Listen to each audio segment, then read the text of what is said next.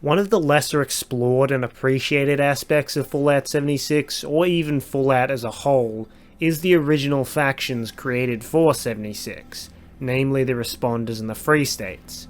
Rarely have we seen factions in Fallout that were formed prior to or just after the Great War, because Fallout is very different from other post-apocalyptic fiction in that it takes place many decades and in most cases centuries after a nuclear war, which leads to a vastly more unpredictable apocalypse, as both literally and very often thematically the old world is dead. There's very few people alive that still remember the world from before, that remember a better life. That's where Fallout 76 differs, as it takes place less than 3 decades after the war, but still, unfortunately, the factions aren't fully fleshed out. It's not hard to understand why. Due to Fallout 76's world being devoid of NPCs originally, there wasn't much room for development outside of notes and recordings from the long dead, which is incredibly disappointing, but it's possible there may actually be more opportunities for us to learn or even interact with some of these factions. No, not the losers of the White Spring Resort. I'm talking about the Free States. All the way back in Fallout 2, just outside of the town of Modoc, there's a farm that the townsfolk have claimed is haunted by ghosts. When we look for ourselves, we find that the ghosts are actually all fake, and really it's only a group of bunker dwellers called the slags trying to scare off intruders. Now what does this have to do with the Free States? If we go down into their bunker and talk to their leader, he'll say the following. Our ancestors, who are part of a secret militia, sealed themselves and their families down here for protection. That's about as much information as we get. So all we know about the slags, or rather their ancestors, is that they were part of a secret militia and they built a bunker for themselves and their families to survive in during a nuclear war. Similarly, the Free States are a militia of survivalists that built bunkers for themselves and their families to survive the nuclear war they saw coming. So on the surface, these two factions definitely have a decent amount in common, but is it enough to consider them the same? Probably not. It's a bit unlikely that they had a time machine on hand back in 1998 when they were making Fallout 2 just for the purpose of slotting a Fallout 76 faction into the game.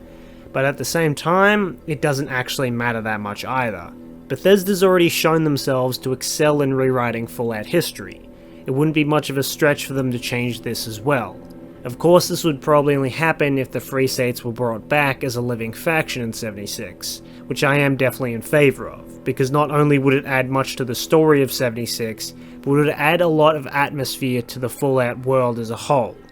Repeatedly throughout the Fallout series, we're told of how terrible the pre-war world was, rife with corruption, corporate greed, and severe wealth disparity, brimming with political strife, anti-communist hysteria, and all capped off with an authoritarian government that did nothing to fix these issues, instead opting to forcefully suppress any that would dare oppose them or the war with China. Now if this government was really that horrible, where are all the people that opposed this government? Sure, you can say that many people were brainwashed by the propaganda, but that couldn't be everyone, especially if the government was that ridiculously evil as everyone likes to claim.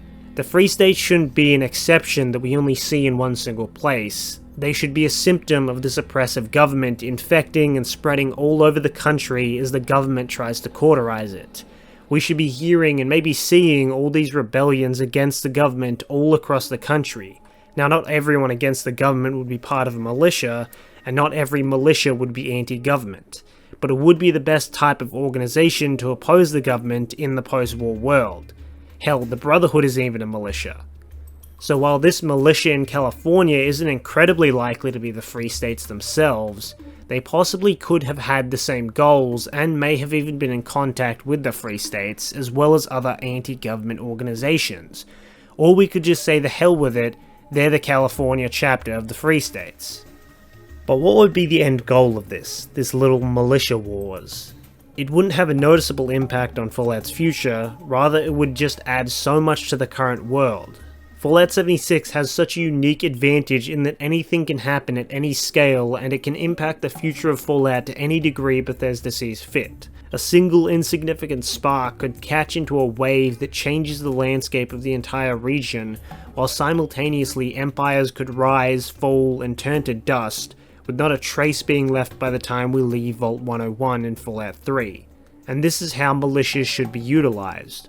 The Free States can return, or there can be others that exist after the war and seek to defy the government, or rather the Enclave.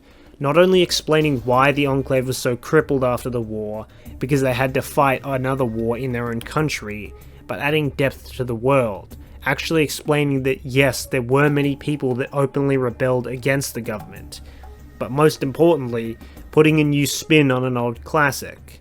The Brotherhood, of course, are a militia, and while they may have formed a society without corruption that stems from the pre-war social structure, in the end they're still an authoritarian regime that ends up looking a lot like what they originally rebelled against. If a faction like the Free States were to return in 76, it would add a very nice three-sided conflict that's rarely been seen, because even from the small amount of information we have from Fallout 76's launch, we know the Free States had open conflict with the Brotherhood, and most likely just saw them as the same bootlicking pricks, just with a fancier face. It adds nice commentary on the idea of the Brotherhood as a whole even, when these militias who would likely most represent the common citizen reject the Brotherhood in the same fashion that they do to the pre-war government, or the Enclave. But regardless of whether the Enclave actually makes an appearance in Fallout 76, or even whether the Free States return, having a different militia or even just mentions to it in other games will add so much on its own. But of course, as I said, it would be excellent to actually experience a three-sided conflict between these parties. But for now, I'm just going to keep assuming the slags in Fallout 2 are the descendants of a militia associated with the Free States.